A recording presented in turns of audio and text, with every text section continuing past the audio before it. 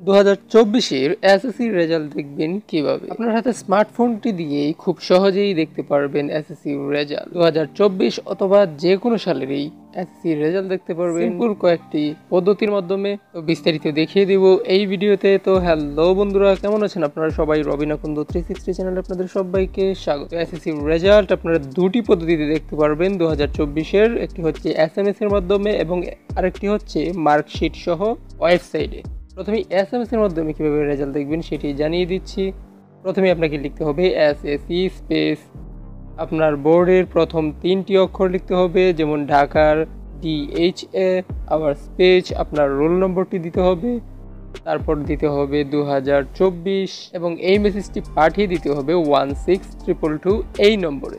তো আমি এখানে বোঝানোর জন্য রোল নম্বরের জায়গায় 1 2 3 4 5 6 দিয়ে রেখেছি, আর শুধু এই নম্বরটির জায়গায় আপনার রোল নম্বরটি দিয়ে দিবেন এবং 16222 এই নম্বরে মেসেজ পাঠানোর কিছুক্ষণের মধ্যেই আপনার রেজাল্টটি ফোনে মেসেজের মাধ্যমে জানিয়ে দেওয়া হবে। এবার চলুন জেনে নেওয়া যাক মার্কশিট সহ কীভাবে আপনি ওয়েবসাইটের মাধ্যমে এসএসসি রেজাল্ট দেখতে পাবেন। তো তার জন্য আপনাকে চলে যেতে হবে গুগলে, এবং গুগলে যাওয়ার পর আপনার সিম্পল সার্চ করবেন এসএসসি রেজাল্ট 2024, অথবা শুধু এসএসসি রেজাল্টও সার্চ করলেই চলবে। এবং সর্বপ্রথম যে ওয়েবসাইটটি চলে আসবে এডুকেশন বোর্ড বাংলাদেশ, এখানে ক্লিক করতে হবে। ক্লিক করার পর এখানে দেখুন কিছু অপশন সিলেক্ট করতে হবে। প্রথম এক্সামিনেশনের জায়গায় ক্লিক করলে এসএসসি যে লেখাটি আছে এটি সিলেক্ট করে দিতে হবে।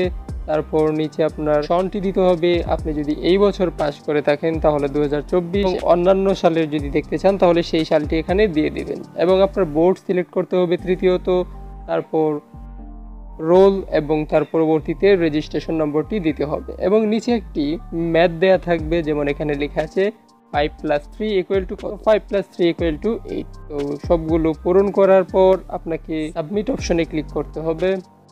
সাবমিট অপশনে ক্লিক করার পর আপনাদের মার্কশিটটি শো করবে। তো এই সিম্পল প্রসেসের মাধ্যমে আপনারা আপনাদের রেজাল্টটি দেখতে পাবেন। তো ভিডিওটি কেমন লেগেছে তা কমেন্ট করে জানিয়ে দিন, এবং ভিডিওটি ভালো লাগলে একটি লাইক দিবেন, শেয়ার করবেন আপনার বন্ধুদের মাঝে, এবং কোনো প্রকার প্রশ্ন থাকলে তাও কমেন্ট করে জানাতে পারেন। দেখা হবে পরবর্তী ভিডিওতে।